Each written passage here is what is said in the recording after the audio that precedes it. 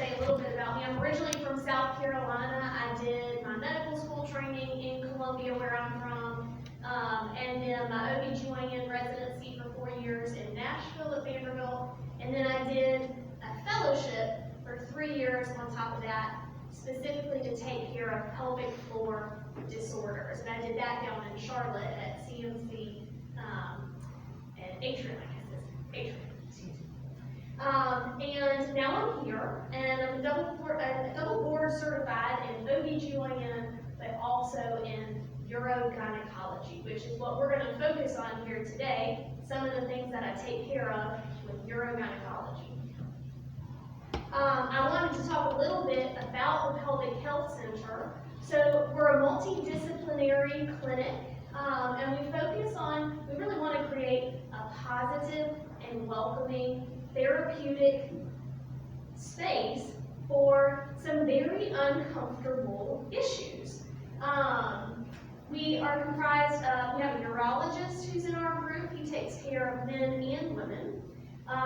We've got 2 urogynecologists. We've also got a gynecologist who focuses on urogynecology issues.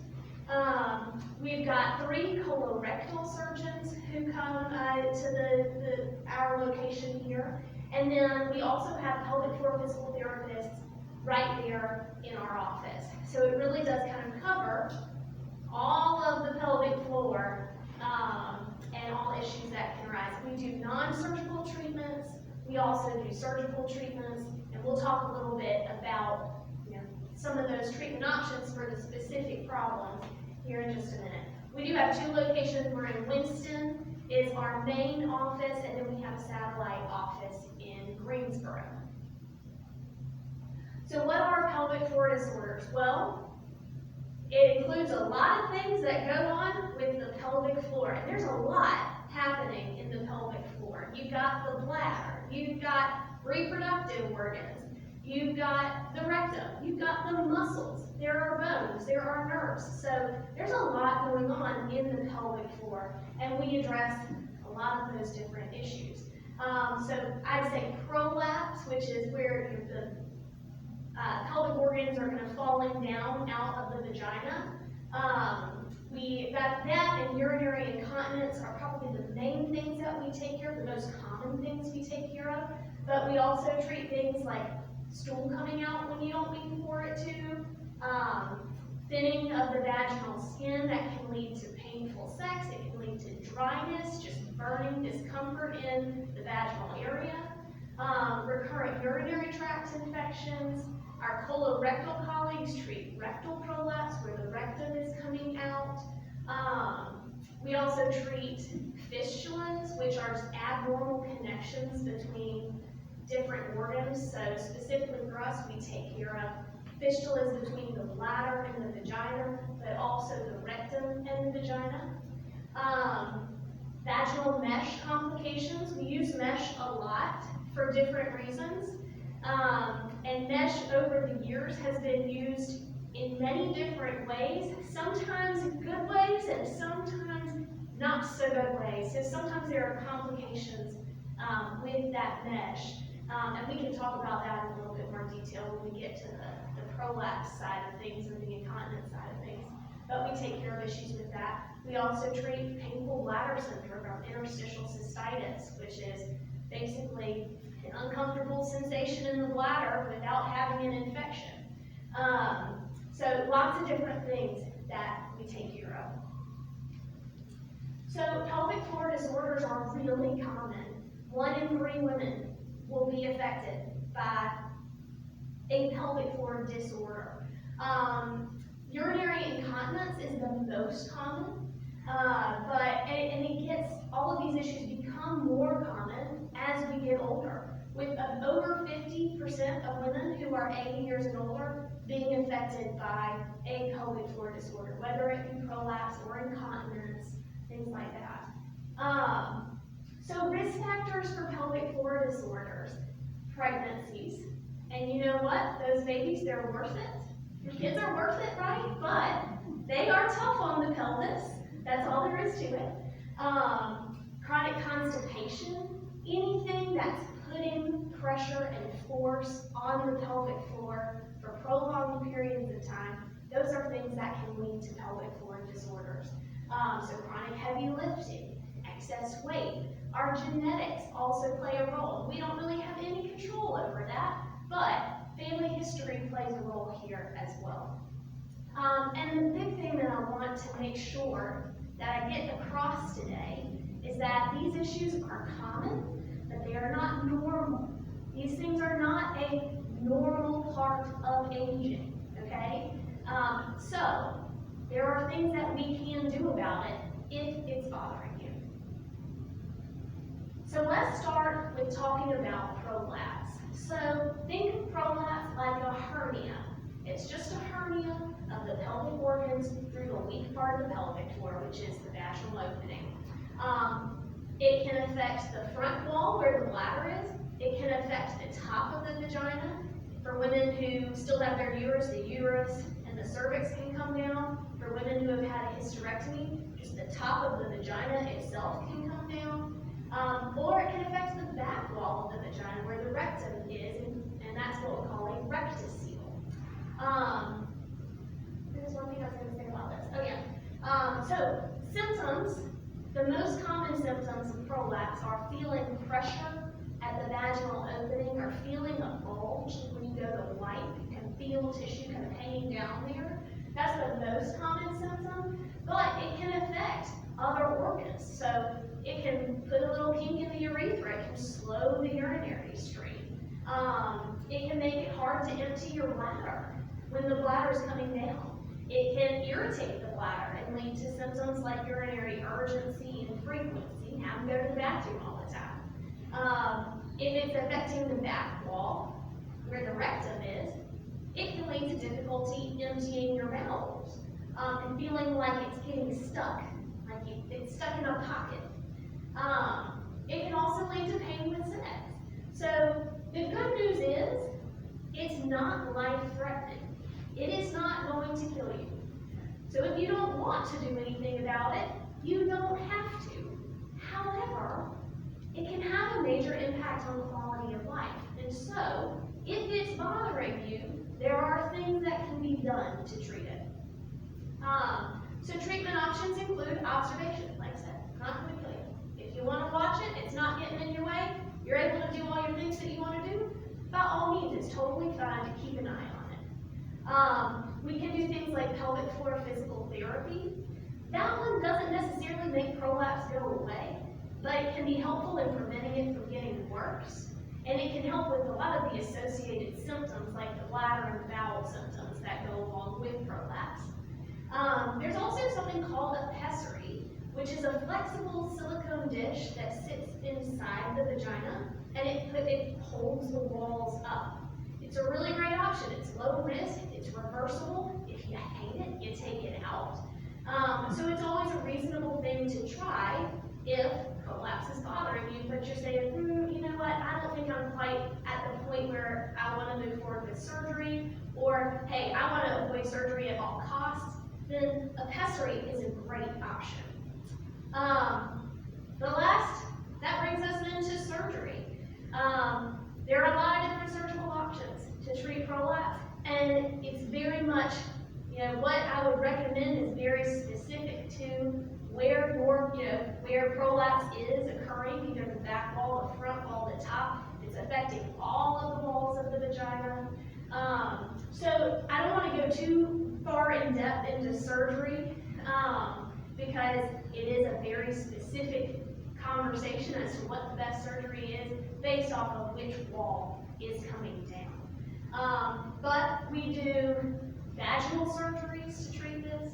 I do a lot of robotic surgeries to treat this, so going in through those small incisions on the abdomen, using the camera to go in and complete the surgery.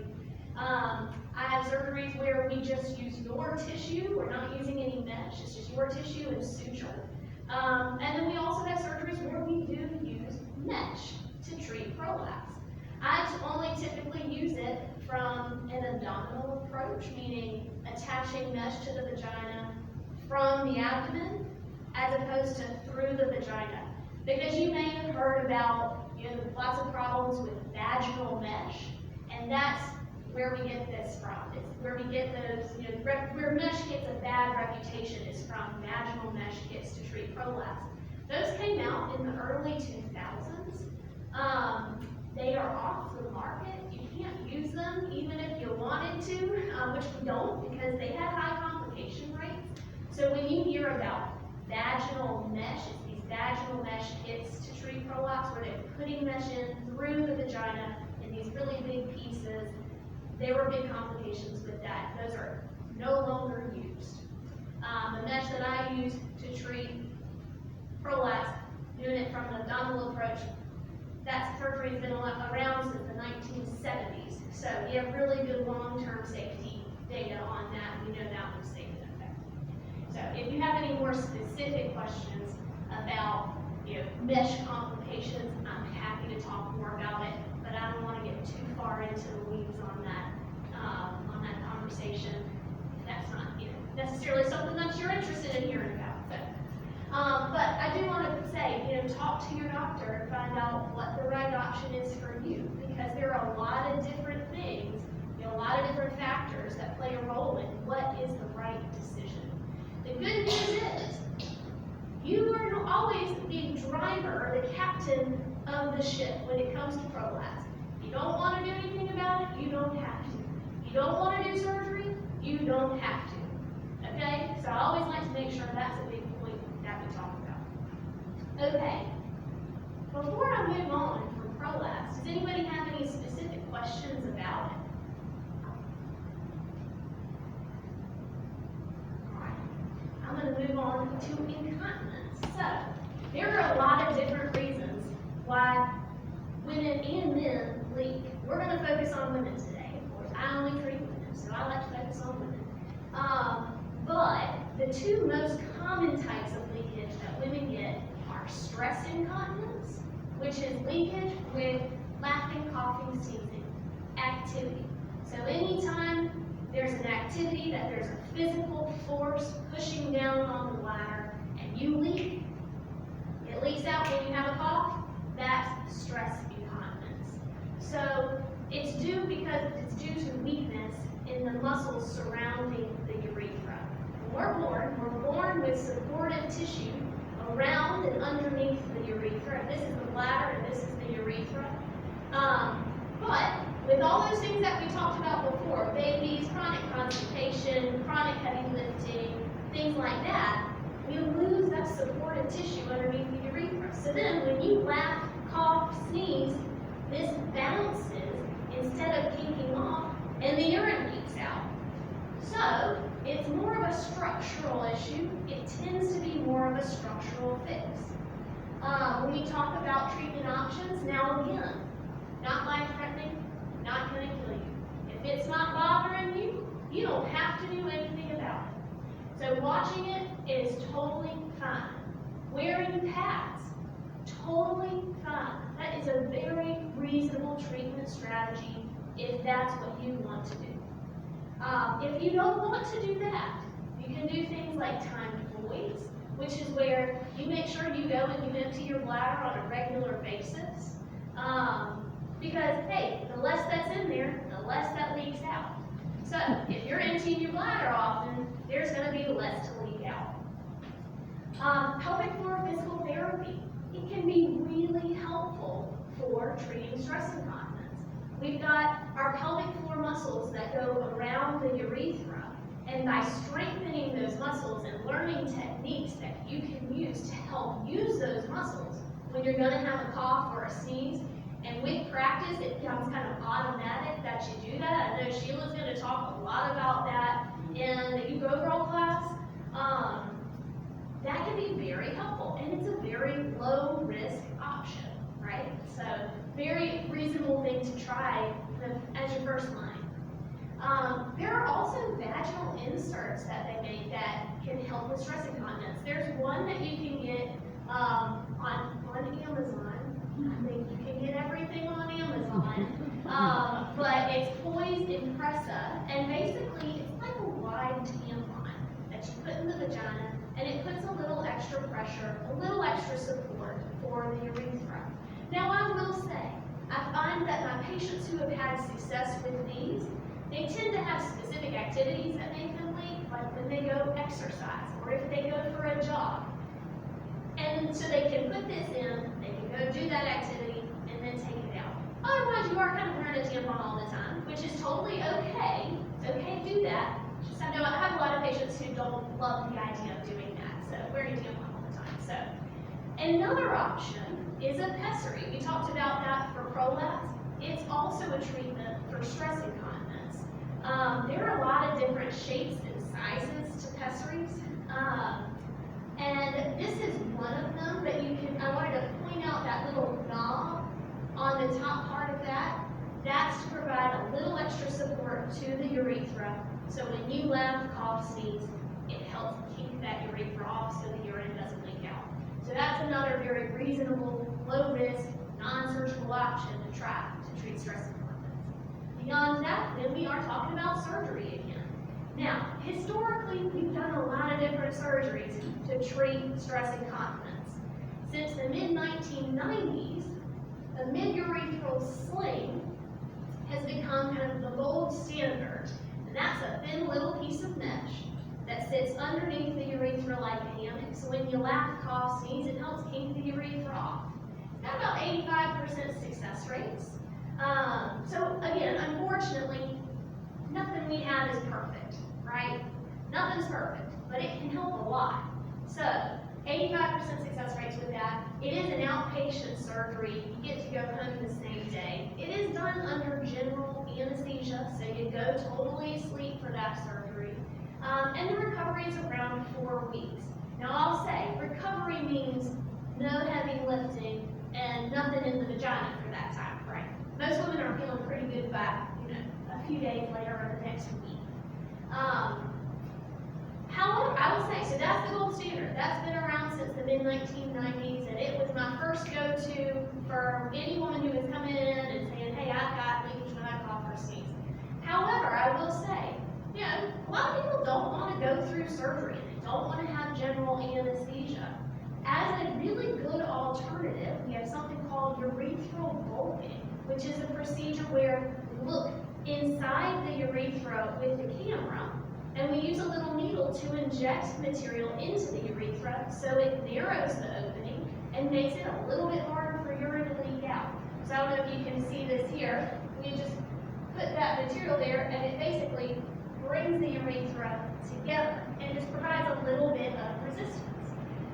Its success rates aren't quite as good as the sling, but 70% rate success rates at the 7-year mark. That's the data that we have out available for this specific material that we use.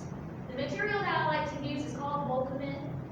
It's 98% water, and it's in a gel form, so it really stays where we put it, and it's really well tolerated. The thing that I love about this procedure is that it is outpatient. It's done under sedation. So it's very similar to if you were going to get a colonoscopy. You just get a nice little nap. It takes 10 minutes to do it. And then you go home, typically an hour later, hour and a half later, and then you're back up to normal even later on that day. So, and the downtime, I just say take it easy for 2 days. It really is very limited in terms of the restrictions afterwards. So it's really, not very disruptive to life.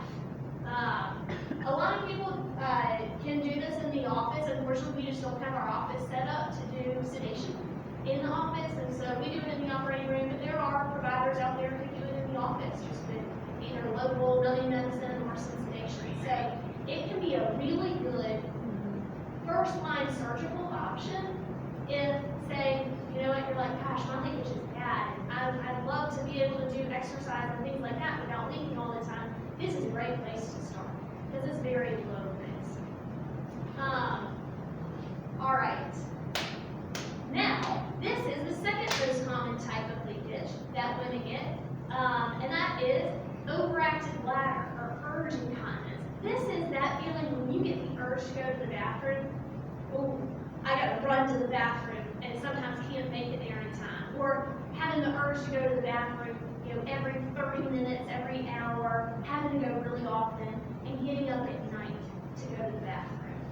than one time. One time we consider to be normal. More than one is too much. So I have a lot of patients who come in to see me and they get up, 5, 6, 7 times at night. That just doesn't make for very restful sleep. So that's kind of the time I say, yeah, let's do something about the overactive bladder. All that it is that bladder muscle itself. The bladder is like a muscle water balloon. And it's just contracting and squeezing and forcing urine out. So it's squeezing when it's not supposed to. If you have leakage with it, we call it overactive bladder wet or urge urinary incontinence. But lots of women will have urgency, frequency in the getting up at night. They can make it to the toilet in time. They've got to run. That's overactive bladder dry. It's still the same process. You're just not leaking with it. This becomes much more common after menopause. And the reason for that is we've got estrogen receptors not only in the vagina, but also in the bladder and in the urethra. And also, as we get older, things like prolapse becomes more common. Infections, urinary tract infections become more common.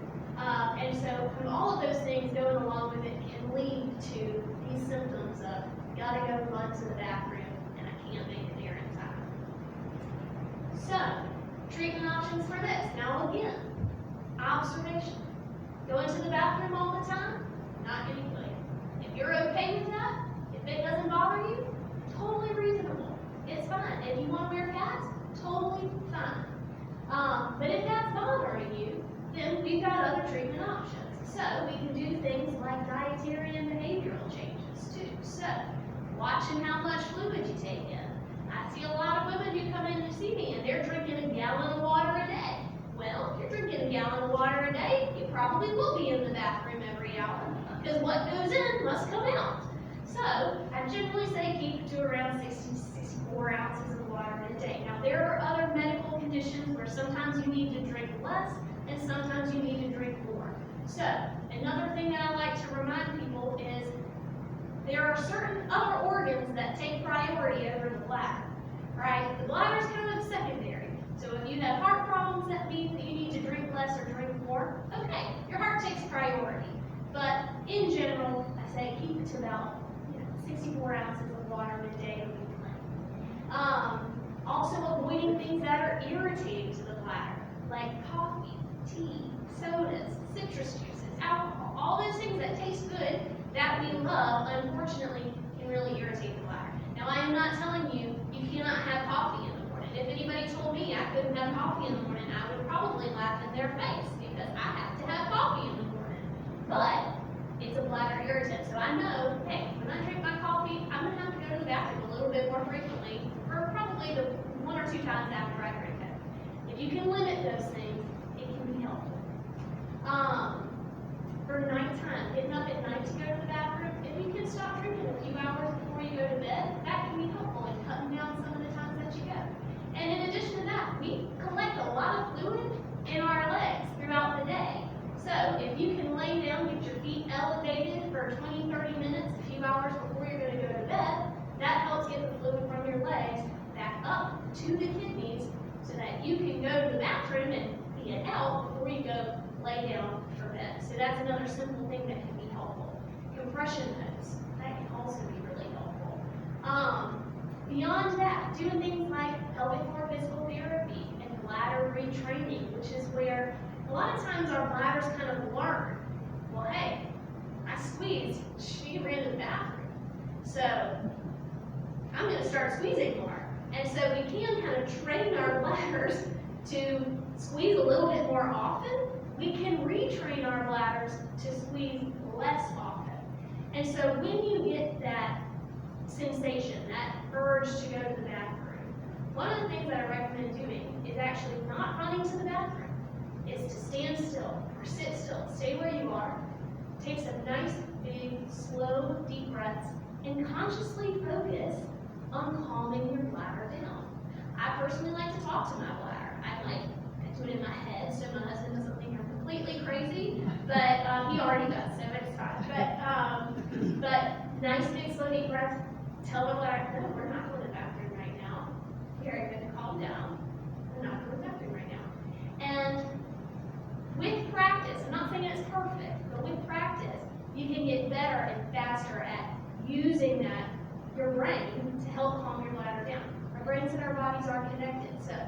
we do have some level of control.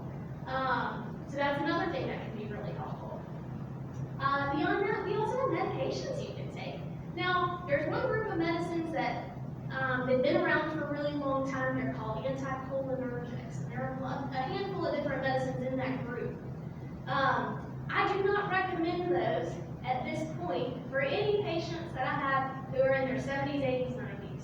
And because those medicines we're finding have an association with an increased risk for dementia. Nobody wants that. Nobody needs that.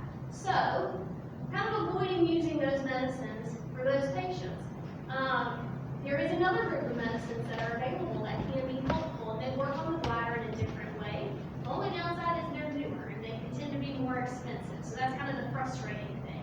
But those ones are reasonable to try if you're having trouble with overactive bladder. Now, beyond those things, we've also got what we call third-line therapies. We can do things like Botox injections to the bladder. Botox, it's a muscle paralytic. Where we inject it, it makes the muscle relax. So when we put it in the bladder, it can help make the bladder relax. And it can be a really good kind of medium-term solution. It lasts anywhere from 6 to 9 months typically. And as long as it works well for you, we can have you come back and do it again. We do that in the office with just a little local numbing medicine. Another option is something called sacral neuromodulation. Basically, this is a pacemaker for the bladder. It is a surgery. Now we do it under sedation again, so getting a nice nap in, a little local numbing medicine in the back where we're going to insert it. But we place a little wire that runs along the nerve to the bladder. It also helps treat bowel incontinence as well. And basically, it just sends overriding electrical signals to the bladder and the bowel to get it to calm down. The nice thing about this one is if it works well for you, it's a two-step. You got to do a trial first, make sure it actually works well, and if it does, we can implant the permanent battery that goes underneath the skin. But that battery lasts anywhere from 15 to 20 years, so it can be a really good long-term solution for overactive bladder as well as for fecal incontinence or accidental bowel leakage.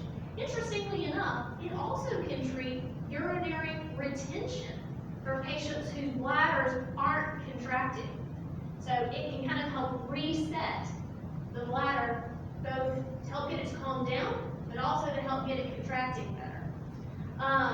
There's also something called tibial nerve stimulation. That's an outpatient procedure we do in the office, and we put a little acupuncture needle in the nerve at the ankle, and it sends overriding signals up the leg to the bladder.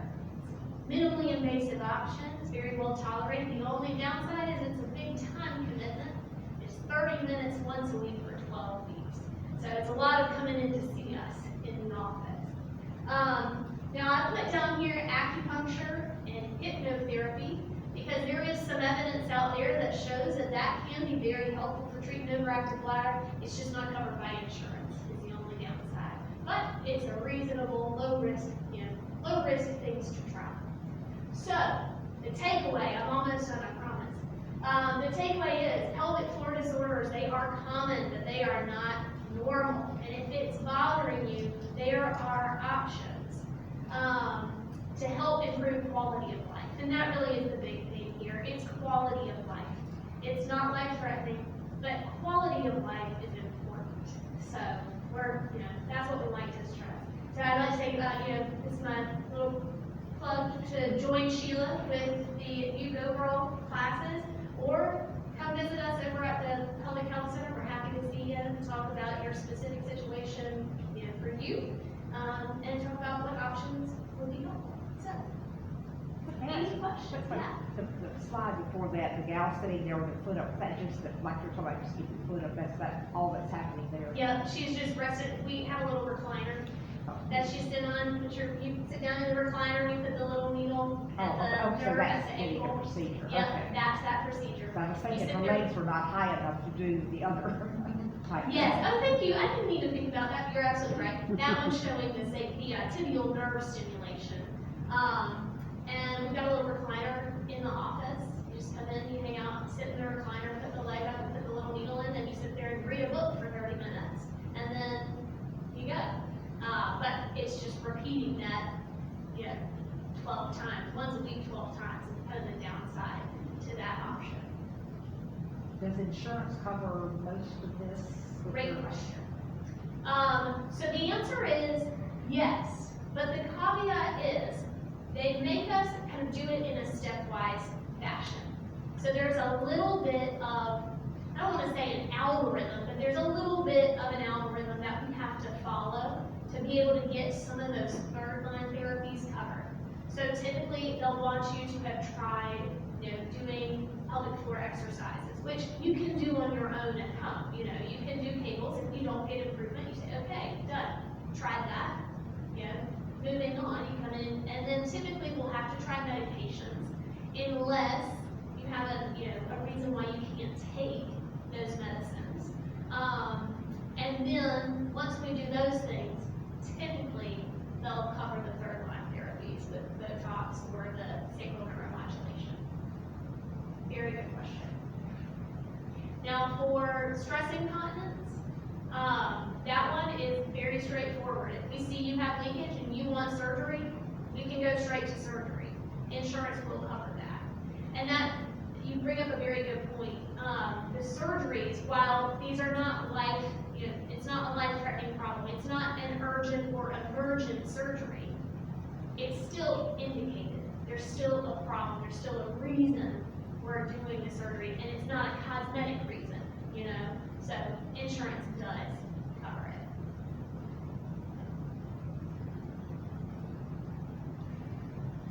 Other questions?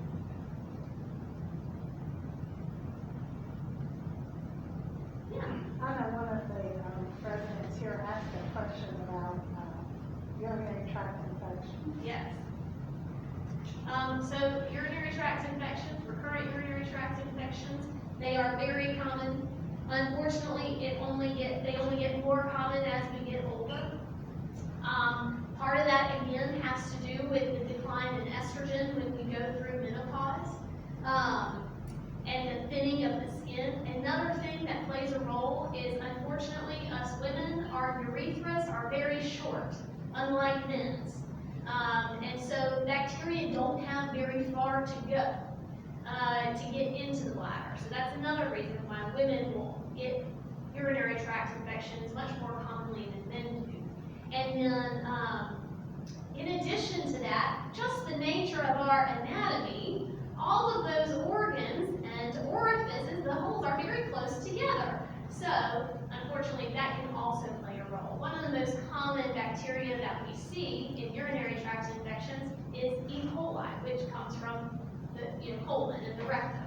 So, with the recurrent infections, sometimes we don't have a good reason as to why some women get recurrent urinary tract infections and why others don't. But there are things that we can do to treat it. Now, first thing, we want to make sure there's not a reason why you're getting recurrent infections, like a bladder stone or kidney stones or polyps in the bladder. Mesh complications can sometimes cause women to get recurrent urinary tract infections. Prolapse, if you're not emptying your bladder well, that can lead to women getting recurrent urinary tract infections. And so that's kind of my first step is let's make sure that we don't see another reason for why you're getting these recurrent infections. And then from there, we have some things that we can do. Now, for postmenopausal women, the first thing I do, as long as you're able to, is start vaginal estrogen cream. Or vaginal estrogen supplementation in some form. I prefer the cream. But restoring estrogen to that area can help restore the normal pH. Or not normal, I don't want to say normal, because one thing I will say is menopause is normal. It is normal. That's what all of us are going to go through menopause, right? At some point, it's just inevitable, and that's our normal physiology as women. It doesn't mean that we have to just suck it up, right? There are things that you can do to treat some of the symptoms that go along with that. And for women who are getting recurrent urinary tract infections, restoring estrogen to the vagina and that area, to the urethra, can be really helpful as a first step for preventing infections. Then we also have other things that you can do that are simple, that you can get over the counter. So There's some evidence that cranberry supplements can be helpful. There's also some studies that show that it doesn't make a difference. But thankfully, it's very low risk. So it's a reasonable thing to try if you're dealing with that issue. And I don't recommend cranberry juice because unfortunately, you have to drink a whole lot of cranberry juice to get the amount that you need to help prevent infections. And they also have to put a lot of sugar into, or fake sweeteners into cranberry juice to make it tolerable. I don't know about y'all, I can't tolerate the pure cranberry juice without any sugar in it. So, unfortunately, that kind of counteracts some of the benefits that you would get with cranberry juice. So, cranberry supplements, they come in pills, they come in chew form. Those are reasonable to try. There's also something called D-mannose, D-mannose. And basically, it's really helpful for the E. coli infections because what it does is it helps E. coli, the bacteria itself, have these little projections, these little fingers that help them stick to the wall of the bladder. And D-mannose helps prevent those little fingers from attaching. So it helps prevent the bacteria from attaching to the wall so you can get out when you go to the bathroom. So that's another supplement that can be helpful, particularly for that specific type of bacteria if you're getting recurrent infections with E. coli. Probiotics. There's also some evidence that suggests that probiotics can be helpful. There's some evidence that shows that it doesn't make a difference. So, in general, I say if you want to try those, it's totally reasonable to try them. But if you're not getting improvement after, a few months, then hey, it's time to maybe consider other options. And there are other options. So we have a medication that we can prescribe called Hiprex. Basically, what it is it's in pill form. You take it, and once it gets filtered through the kidneys and into the urine, it breaks down into hippuric acid and formaldehyde. Bacteria don't like formaldehyde. So it basically turns the urine into a place where bacteria don't like to, they can't thrive. So it can be very helpful, and that's one that the evidence is pretty conclusive. It's helpful for preventing recurrent infections, and the nice thing about it is it's not an antibiotic. Because one of our biggest concerns as providers is what we call antibiotic stewardship, where we really want to make sure we're only using antibiotics when we need to. Because the more we use antibiotics, the more that bacteria gets to know that antibiotic, and it can build up resistance to it. And then once it's built up resistance, we can't use that antibiotic to treat those specific bacteria. So we try and be very careful about how we use our antibiotics. Now that being said, hey, if you've got an infection and it's not going away, by all means, we need to treat it, right? You can sometimes, your body can take care of it on its own. You drink lots of water, flush it out. But if you're having symptoms and it's lasting more than 2 or 3 days, don't wait on it. Go talk to your doctor, get treatment for it. One, because they're miserable. Urinary tract infections just can make you feel horrible. And 2, they can progress and get into the bloodstream and cause a much more significant infection called sepsis. So, they're not something that we want to take lightly. We want to balance that. Be careful with the antibiotics that we're using, but use them when we need to. And that's one of the things that we can do. So is daily antibiotics. I have a lot of patients who, if these other things don't work, we try a daily antibiotic, low dose daily antibiotic to treat and try and help prevent infections. And it can be very helpful. Now, it's not something you want to stay on for forever. You don't want to be on an antibiotic for the rest of your life. So eventually we do say, okay, well, let's come off of it. Sometimes what we have to do is just break the cycle of infections and inflammation. And then when you come off of the antibiotic, the daily antibiotic, 50% of women won't develop infections again, not recurrent infections. 50% of women will. So in that situation, sometimes we're just in a tough spot. We have to do daily antibiotics for long periods of time, or try considering other things. But that's my thought process on recurrent urinary urinary tract infections. I'm sorry, that was a really long-winded answer. What other questions? Well, I just want to say, the most surprise that I got when I had one, a bad one, and my doctor gave me a little piece of paper as I was going out the door, and he said, now, these are the things that I don't want you to have, and the very last one was chocolate. Chocolate is irritant. Caffeine in it. Yeah. He said, it's not a good idea, and I just looked at him like, please don't do this to me. That is, the foods that are irritating to the bladder, there are some that they help by limiting those things. It can help with the irritation that goes along with it, and thus the pain and discomfort. There are some things, though, that, like extra sugar, unfortunately, that bacteria feed off of. They love sugar. And so when there's lots of sugar, when you eat lots of sugar, your body helps get rid of it by pouring some of it into the urine. And thus, it is a feeding ground for bacteria. So they can thrive on that. So that is one thing I will say. It is, I do agree with that. It is helpful if you can limit those things. Now, again, I'm personally somebody who is a big fan of moderation. And so I would never, I'm not going to say you can't ever have these things, but you can limit them to where it's a chocolate treat every once in a while, as opposed to, I like to eat ice cream every day, but I have to stop that. That's not a good thing to do. So, yeah. And coffee and tea were also ones, and any fizzy drinks. Yep, the carbonation can be really that one's more on the bladder irritant side of things, where it just can kind of make the bladder angry.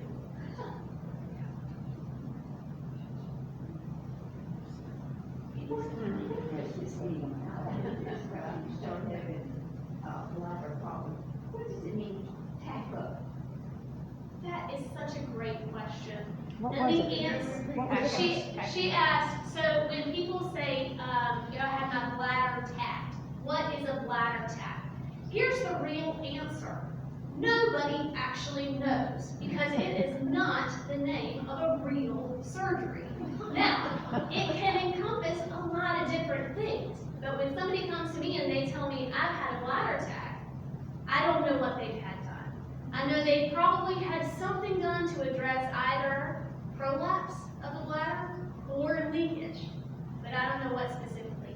So I'm a big fan of saying specifically what surgeries, when I'm talking with my patients, making sure they know what exactly we're doing. Because bladder sac, when in the future, it's hard for people to know, what does that mean? But it could mean treatment for incontinence, so either a sling or historical, or it's not historical, I still do them occasionally, but it's something called a Birch procedure, where we put permanent stitches on either side of the urethra to help resuspend it. That was the most popular surgery to treat stress incontinence before the slings came out in the mid-1990s. So it could be that, or it could be treating prolapse. Well, if you treat prolapse and you've already dropped down, where do you put it down? Or how do you put it down? Great question. So that kind of dives into the surgery conversation with prolapse. When I talk about surgeries to treat prolapse, I like to divide these surgeries into 3 categories. The first surgery is actually one where we sew the walls of the vagina together and narrow the opening so that it can't fall back down.